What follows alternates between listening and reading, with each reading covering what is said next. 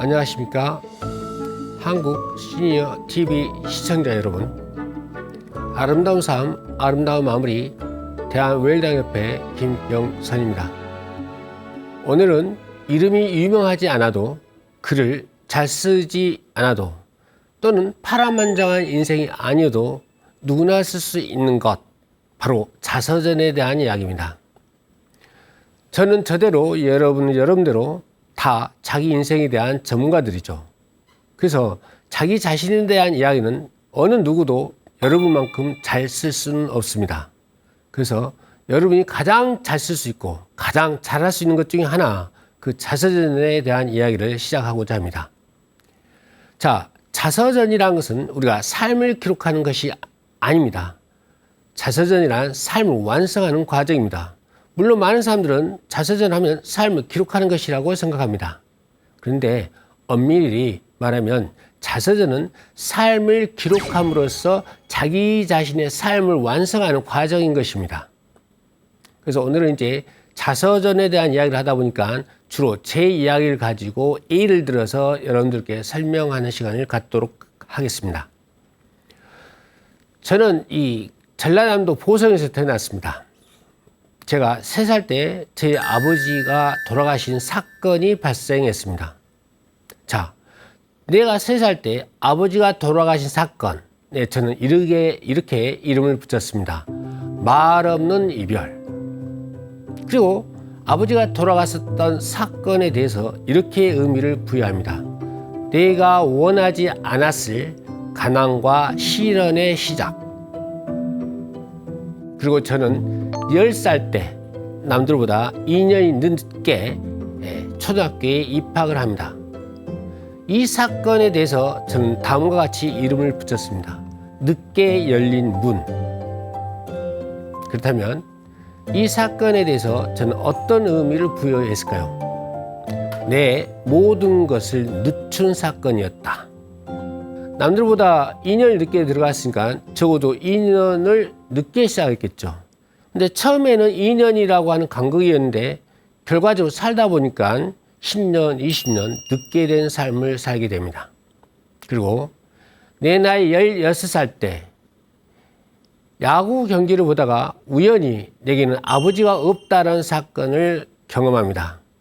즉 아버지의 부재에 대한 인식을 처음으로 하게 되는데요. 거기에 대한 이름을 저는 이렇게 붙였습니다. 늦게 온 이별. 그리고 그 사건에 대해서 다음과 같은 의미를 부여합니다.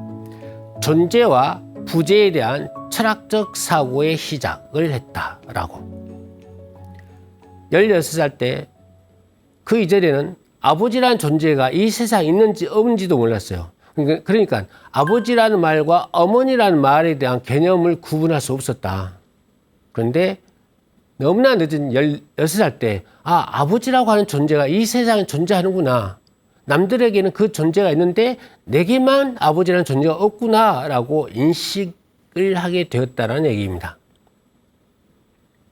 그리고 이제 아버지가 일찍 돌아가셨기 때문에 6남매를 보살펴야 했던 제 어머니 역시 삶이 힘들었습니다. 그래서 나의 10대 후반은 그 힘들었던 삶으로부터 도피하고자 노력했던 시기였습니다. 그래서 학업을 포기하고 가출을 합니다. 그 가출은 2번 일어났는데요. 그 사건에 대해서 다음과 같이 이름 붙이기로 했습니다. 거리의 교실.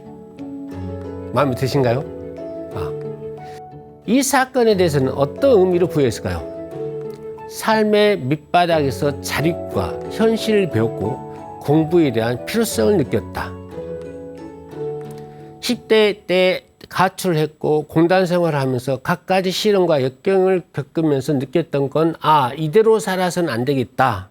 공부를 다시 해야겠다라고 하는 각오를 하게 되었던 사건입니다. 그리고 드디어 28살 때 대학을 남들보다 8년 늦게 들어갑니다. 왜냐하면 그 이전에 검정고시를 패스하기 위한 공부하는 시간이 있었던 것입니다. 자, 28살 8년이나 늦은 대학 입학에 대한 이름 붙이기는 무엇일까요? 예, 그 이름 붙이기는 즐거운 인생이었습니다. 28에 대학을 들어가는데 대학이 즐겁다? 예, 쉽게 이해할 수 없는 부분일 수도 있습니다. 그런데 28살 이전의 나의 삶은 그야말로 조용하고 무기력하고 소심하고 부끄러운 삶이었습니다. 근데 늦은 나이였지만 대학 생활이 그렇게 즐거웠습니다. 그 대학 생활 동안 난 나를 찾은 듯한 그런 즐거움을 느꼈습니다.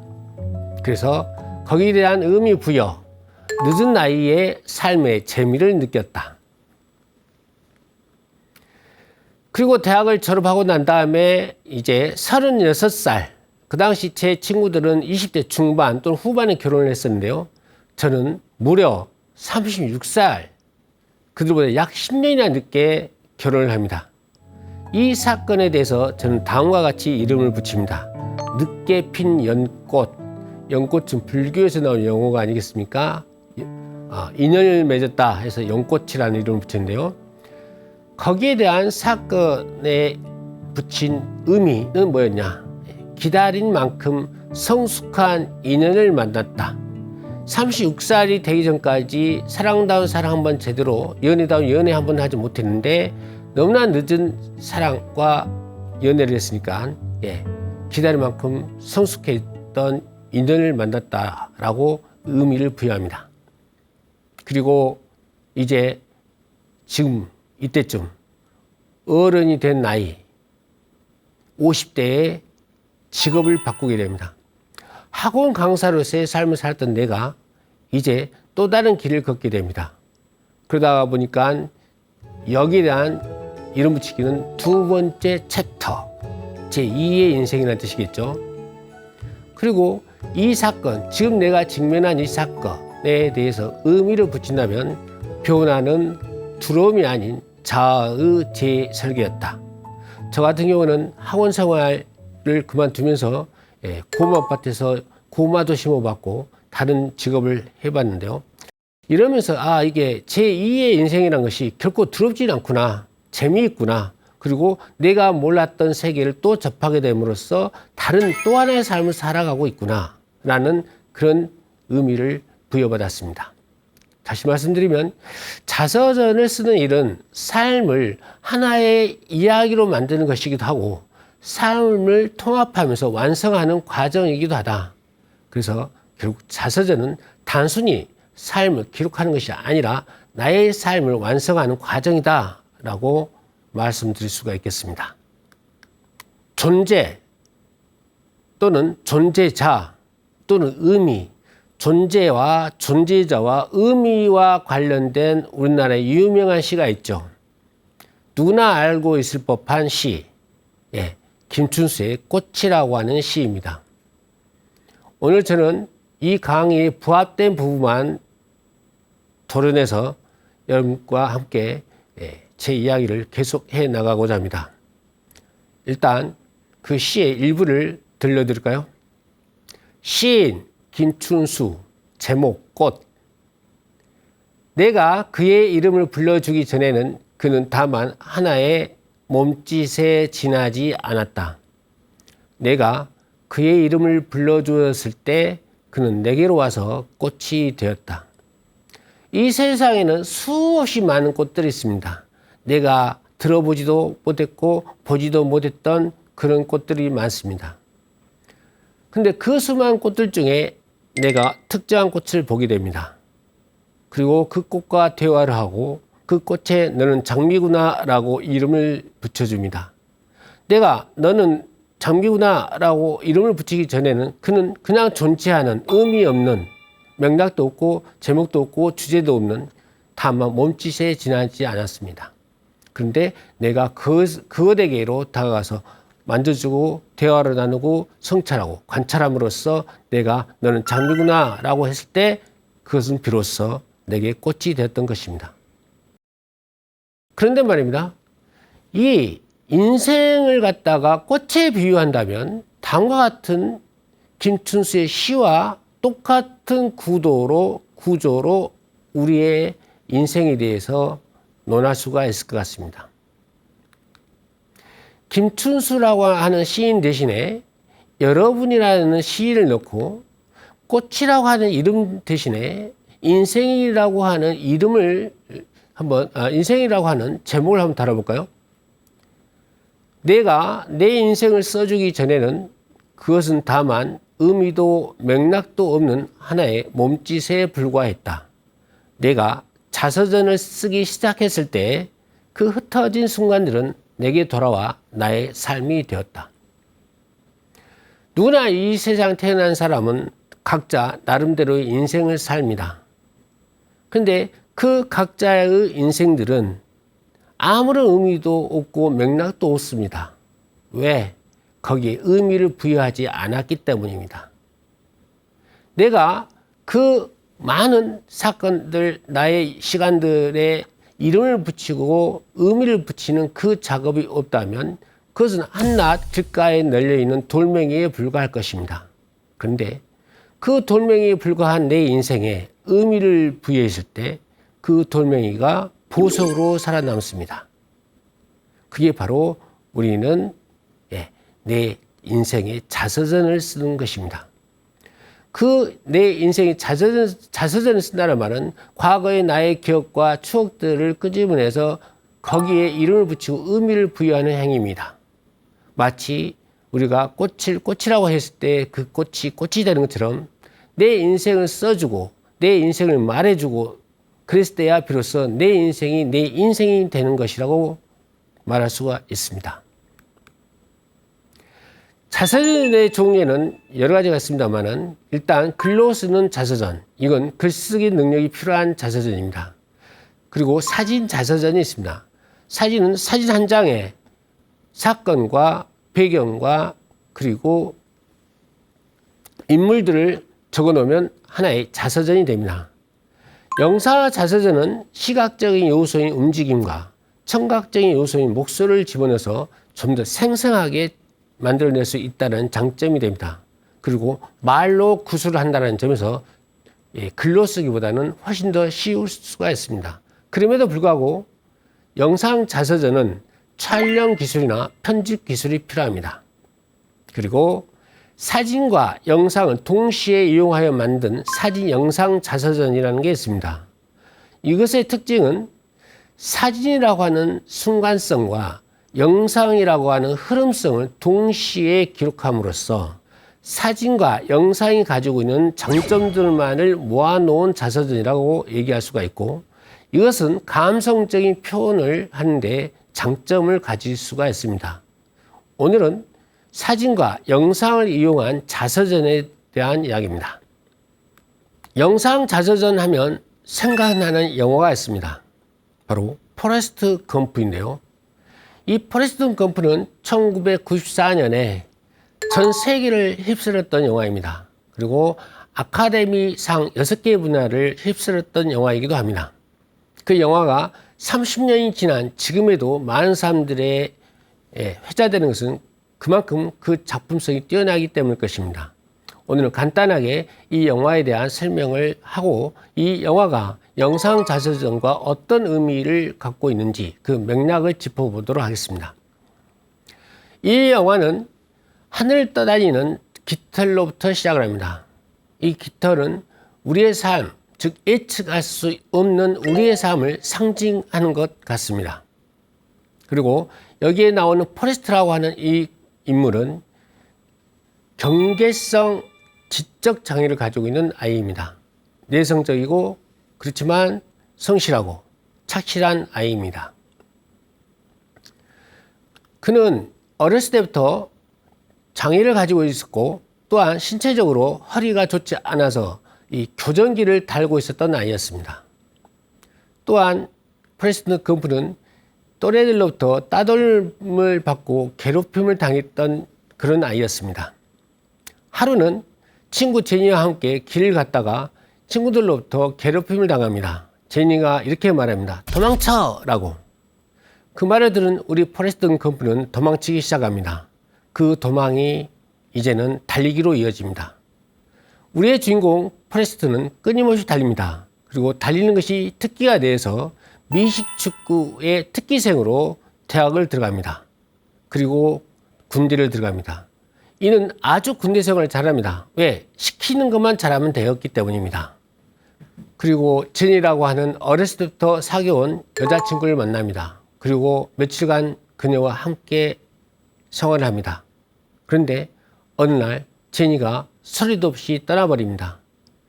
그 사실에 충격을 받은 우리의 포레스트 검프는 달리기 시작합니다. 이유도 없이 목적도 없이 그냥 달립니다. 무려 3년 2개월 14일 하고도 16시간을 달립니다. 수많은 미국 사람들은 그에게 관심을 갖습니다. 심지어 그를 추종하는 사람들도 있습니다. 많은 사람들이 왜 달리냐고 묻습니다. 그럼에도 불구하고 우리의 주인공 포레스트 검프는 이유 없이 목적 없이 그냥 달립니다. 그러고 난 다음에 어느 날 제니에게서 편지가 옵니다. 내게 돌아와라. 그래서 기쁜 마음에 제니를 찾아갑니다. 제니를 찾아갔더니 그는 깨닫게 됩니다. 제니와 본인 사이에는 어린 남자아이가 있었다는 것을. 그리고 그는 제니와 결혼을 하게 됩니다. 짧은 결혼 생활을 했습니다. 제니는 병으로 죽습니다. 그리고 포레스트는 한 아이의 아버지로서의 역할을 하게 됩니다. 이 영화는 시작할 때 깃털로 시작합니다. 끝날 때도 깃털로 끝납니다. 목적도 없고 계획도 없고 그냥 흐르는 대로 바람에 따라 날아다니는 예측할 수 없는 삶을 상징하는 깃털로 시작하고 깃털로 끝납니다. 그런데 이 이야기는 모두 벤치에서 이루어집니다. 이 모든 이야기가 벤치 위에 앉아있는 한 남자가 들려준 삶의 자서전입니다. 포레스트 검프는 벤치에서 수많은 사람들과 자기 자신에 대한 이야기를 해줍니다. 그리고 벤치에서 본인의 이야기를 끝냅니다. 자, 포레스트 검프는 이유도 없이 목적도 없이 자기 삶을 열심히 살아왔을 뿐입니다. 그런데 이야기를 통해서, 말을 통해서 그는 자기 자신의 과거에 의미 없는, 목적도 없고 이유도 없던 그 모든 것들에 대해서 의미를 부여하게 됩니다. 그리고 그 이야기들이 그 말로 하나의 연결됐을 때 비로소 하나의 스토리가 되고 그의 이야기가 됩니다. 그리고 한 편의 영화가 됩니다. 왜 포레스트 검프는 영사 자서전으로서의 대표적인 예제로 쓸 수가 있는가 한번 살펴볼까요? 일단 포레스트 검프는 말하는 자서전적인 성격을 갖고 있습니다. 벤치에서 낯선 사람에게 자신의 삶을 순서대로 이야기를 합니다. 말로 하는 자서전, 즉 구술형 자서전의 전형적인 특징을 갖고 있습니다. 그리고 또 이건 영화인만큼 얼굴, 목소리, 표정, 그리고 영상의 리듬이 삶의 감정과 철학을 전달하는 데 아주 용이하게 쓰이고 있습니다. 그리고 또한 삶의 의미를 통합하는 구조를 가지고 있습니다. 우연하게 흘러온 사건들, 우리의 주인공 포레스트는 아무 이유도 없이 목적도 없이 달렸습니다. 달리다 보니까 여러 가지 사건들이 일어납니다. 이 모든 것들을 이야기를 통해서 연결을 하다 보니까 의미를 갖게 됩니다. 즉 우연하게 흘러온 모든 사건들이 하나의 이야기로 완성됩니다. 그러면서 우리의 포레스트의 삶이 완성되고 영화가 완성되는 것입니다. 이런 측면에서 포레스트 검프는 충분히 영상자서전의 대표적인 좋은 경우이다 라고 말씀드릴 수가 있습니다. 그런데 우리는 포레스트 검프에서 결코 빠뜨릴 수 없는 유명한 명대사 하나를 갖고 있습니다. 그 명대사 Life is like a box of chocolate. You never know what you are gonna get. 삶은 초콜릿 상자와 같단다. 뭘 짓게 될지 모르거든. 이 말은 포레스트의 엄마가 죽음 직전에 포레스트에게 전해준 말입니다. 초콜릿 상자 안에 수많은 색깔과 수많은 맛을 가진 초콜릿들이 있습니다. 그중 하나를 집습니다. 근데 어떤 맛, 어떤 색깔을 집게 될지 모릅니다. 그냥 무작위로 집어야 하니까. 삶은 이렇게 예측할 수 없습니다. 그렇지만 지나가 보면 하나하나에 의미가 담기게 되는데요. 왜 그러냐 하면 내가 초콜릿 상자에서 끄집어낸 것이 아주 달콤한 맛일 수도 있고 내가 초콜릿 상자에서 끄집어낸 맛이 쓰디쓴 초콜릿 맛일 수도 있습니다. 그리고 내가 초콜릿 상자에서 끄집어낸 것이 화이트 초콜릿일 수도 있고 내가 상자 속에서 끄집어낸 것이 블랙 초콜릿일 수도 있습니다. 그러나 우리가 뽑은 행위는 아무런 의미 없는 행위일 수도 있지만 그 맛을 보고 난 다음에 지나고 나면 그 초콜릿이 갖고 있는 각각의 의미가 다르다는 것입니다. 영상 자세서는 그 초콜릿 하나하나에 이름을 붙이고 그 맛을 음미하고 정리하는 작업입니다. 지나고 난 과거의 역사들을 갖다 다시 정리하고 이름을 붙이고 의미를 기록하는 것, 그것도 영상으로. 이게 바로 영상 자서전이라고 얘기할 수가 있겠습니다. 프랑스의 문학평론가 중에 롤랑 바르트라고 하는 유명한 학자가 있습니다. 이분은 다음과 같이 말합니다.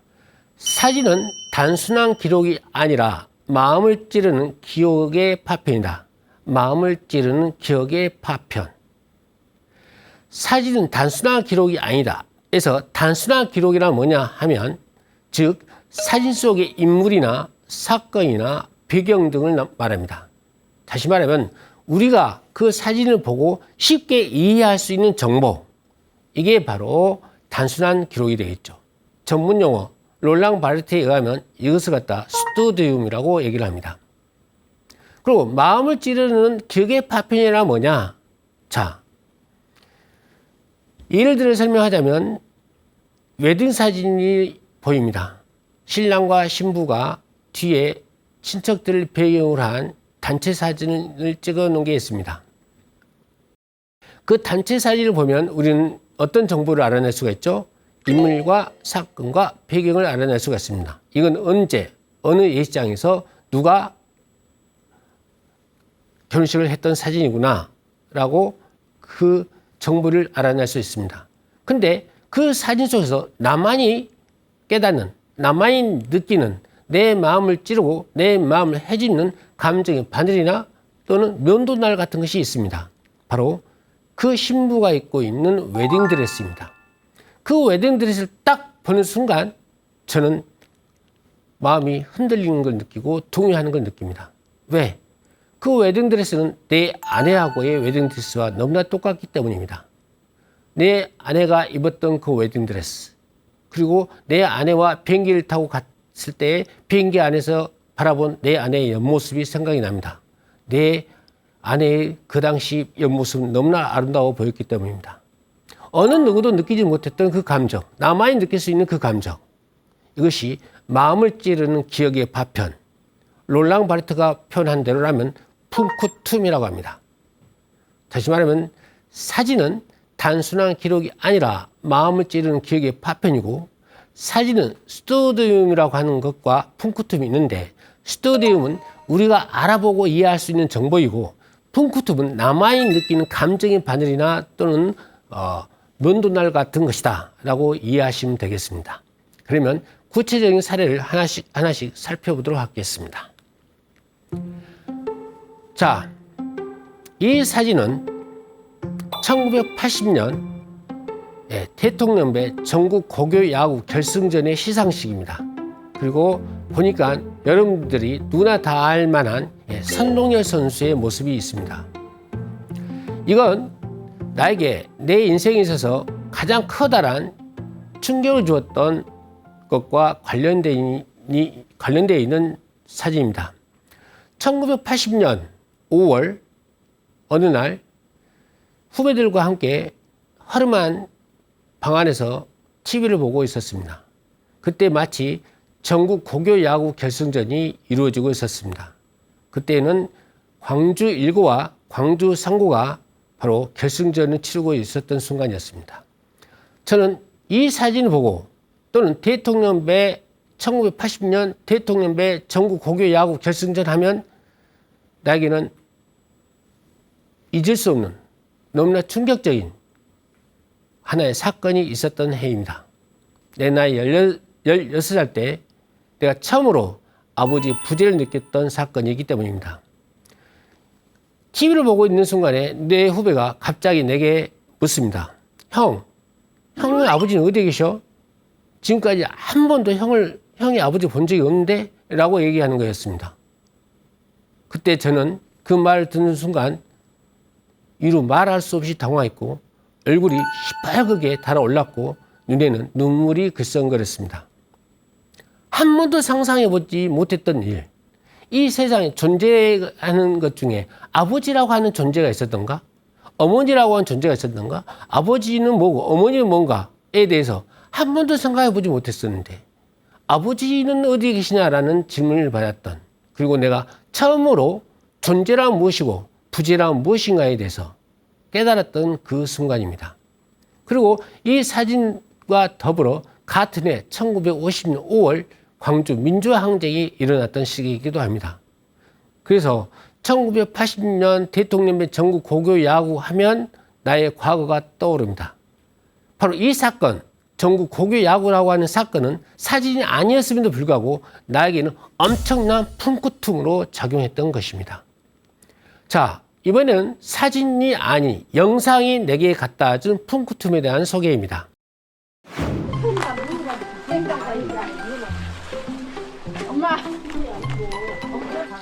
이게 여기다 간다고. 상관없어. 나 필만은 그랬어야지. 예, 잘 보셨습니까? 이 장면은 작년 겨울에 저희 장인, 장모, 우리 처갓집 식구들이 모여서 김장을 담았던 장면들이었습니다. 이 장면들을 통해서 또 우리는 정보를 얻어낼 수가 있습니다. 1924년 11월 달 어느 동네에서 어떤 사람들이 김장을 담는 사건이라는 정보를 얻어낼 수 있죠. 그런데 내 개인적으로는 여기서 엄청난 또 다른 품구tum을 느낍니다. 바로 우리 장인이십니다. 11월 김장을 담는 이 사건이 지나서 약 5개월이 지나 우리 아버님, 우리 장인 어른께서는 올 봄 4월 달에 돌아가십니다. 우리 장인 어른께서는 제게 한 번도 힘든 일을 시킨 적이 없으십니다. 좀 전에 영상을 보면 장작을 펴는 장면이 나오시죠? 네, 저희 장인은 저처럼 약한 사위에게 그 일을 시킬 수 없었던 것이었습니다. 그래서 제 처남에게 불려서 장작을 폈던 일입니다. 그만큼 저를 아끼고 나의 허약한 몸을 알고 계셨고, 그래서 나에게 더욱더 배려를 해주셨던 우리 장인 장모가 생각나는 그런 영상이었습니다. 나에게는 아주 커다란 임팩트를 주는 그런 영상적인 품구tum이었습니다. 자, 이제는 사진, 영상, 자서전에 들어가야 할 목록들입니다. 이런 목록들은 굳이 사진, 자서전에만 들어가는 건 아니고요. 모든 자서전에 다 같이 포용될 수 있고 누구나 마땅히 들어가야 할 주제 또는 소재입니다. 그러면 사진, 영상, 자서전에 들어갈 수 있는 목록이나 주제, 소재에 대해서 잠깐 말씀드리고자 합니다.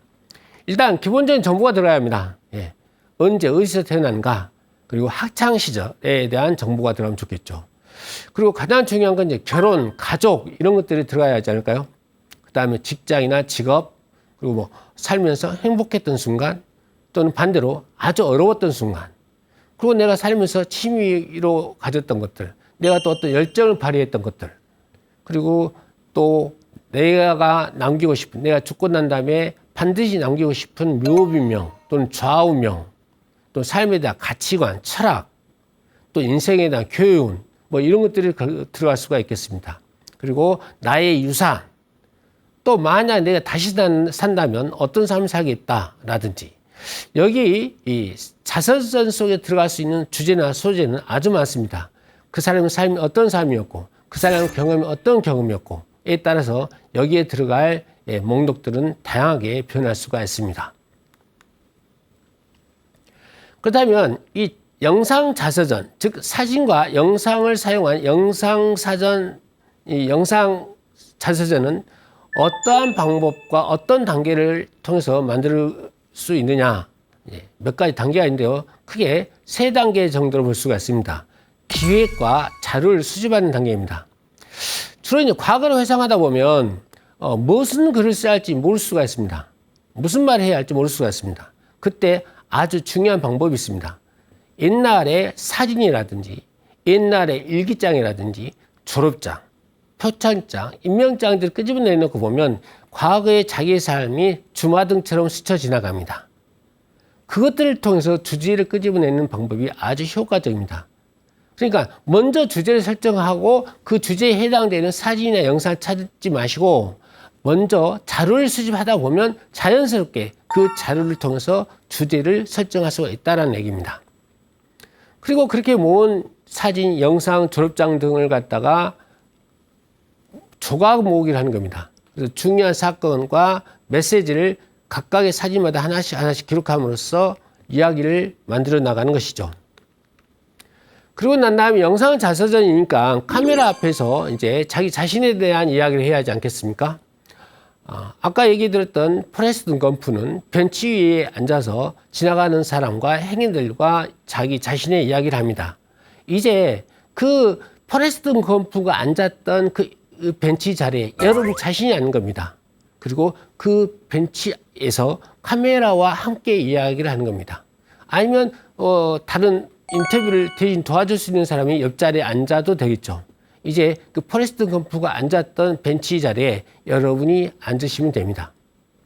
그리고 또 하나는 자연스러운 일상을 담아낼 수도 있겠죠. 가족들이 만나서 김장을 담는다라든지 아니면 가족끼리 여행하는 장면을 담는다라든지 아니면 이런 수도 있어요.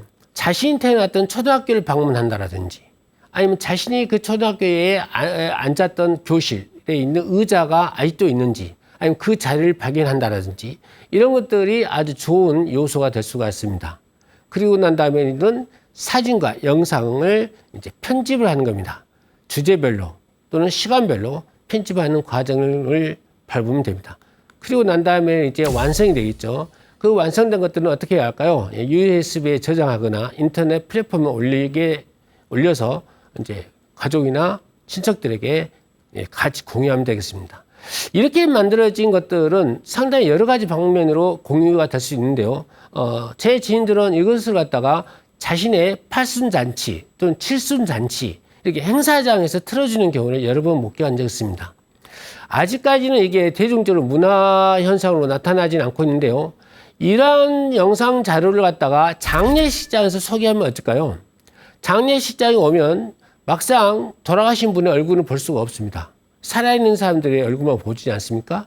근데 이것을 갖다가 장례식장에서 틀어놓는다면, 특히 사망하기 직전에 틀어놓는다면 방문하신 모든 분들이 더욱더 인상 깊게 돌아가신 분들에 대한 기억을 갖고 있지 않겠느냐, 기억을 가질 수 있다라는 생각이 듭니다. 그래서 저는 반드시 영상 자서전을 또는 사진 자서전을 장례식장에 이렇게 전시해 주는 게 매우 좋다라는 것을 강력하게 요구합니다.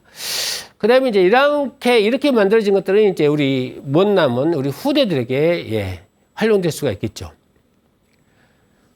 여러분은 과연 몇 장의 사진으로 여러분의 자서전을 쓸 수가 있나요? 저 같은 경우는 보통 5장에서 8장 정도를 갖고 제 이야기를 쓸 수가 있더라고요.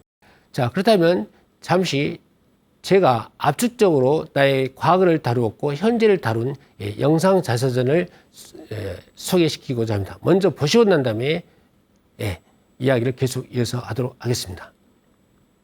1965년 전남 보성군 복내면의 작은 마을에서 태어났습니다. 제가 3살이 되던 해에 아버지는 세상을 떠나셨습니다. 청소년기 저는 방황했습니다. 학교를 그만두었고 어머니 몰래 2번이나 서울로 가출을 했습니다. 결혼 전부터 영어 강사를 해오던 저는 학원을 운영하며 명강사라는 별명도 얻었습니다. 이제 저는 인생의 후반전을 살고 있습니다. 그리고 웰다잉 강사로 살아가고 있습니다. 죽음을 말하지만 실은 어떻게 살 것인가를 이야기하는 이 길 위에서 저는 오늘도 삶의 마지막 장면을 준비하는 법을 배우고 또 나누고 있습니다. 네, 어떻게 잘 보셨습니까? 이 영상 자서전은 제가 직접 만들었던 것이고요. 핸드폰으로 작업한 겁니다. 다시 말하면 누구나 쉽게 만들 수 있다라는 것을 여러분께 말씀드리고 싶은 겁니다. 이제는 자서전적이면서도 회고록적인 것들에 대한 이야기인데요. 꼭 우리가 자서전을 꼭 자서전스럽게 써야 할 필요가 있느냐, 그런 건 아닙니다. 자서전을 갖다 시를 통해서 쓸 수도 있고요, 소설을 통해서 쓸 수도 있습니다. 또는 회고록의 형태로 자서전을 쓸 수도 있습니다. 근데 굳이 구별을 한다면 자서전은 이 삶 전체의 연대기적인 기록이라면 회고록은 특정한 사건, 특정한 시기, 특정한 주제에 대한 이야기입니다. 그리고 자서전은 인생 전체를 다룬다라면 회고록은 경험의 단면을 다루고 있습니다. 그리고 형식적으로 본다면 자서전은 날짜 중심으로 한다면 회고록은 주제 중심입니다. 그리고 자서전은 객관적으로 글을 써야겠죠. 누가 봐도 인정할 수 있는 그런 객관적으로 글을 써야 한다면 회고록은 주관적입니다. 그리고 감정적입니다. 그리고 문학적인 요소가 들어갈 수가 있습니다. 그리고 자서전은 기록과 증언을 목적으로 한다면 회고록은 메시지나 교훈 전달이 목적이 됩니다. 사랑하는 한국 시니어 TV 시청자 여러분, 우리는 수많은 순간을 살아가지만 그 순간들은 시간이 지나면 흐려집니다. 그러나 사진과 영상은 그 순간을 다시 불러드립니다. 과거를 해석하고 의미를 주면서 당신의 인생이 완성됩니다. 사진 한 장, 영상 한 편이 단순한 기록이 아닌 사랑하는 사람들과의 연결고리가 될 수 있도록 당신의 존재가 사라지지 않도록 지금 기록을 시작하십시오. 삶은 순간이지만 자서전은 영원합니다. 지금까지 시청해주신 한국 시니어 TV 시청자 여러분, 감사합니다.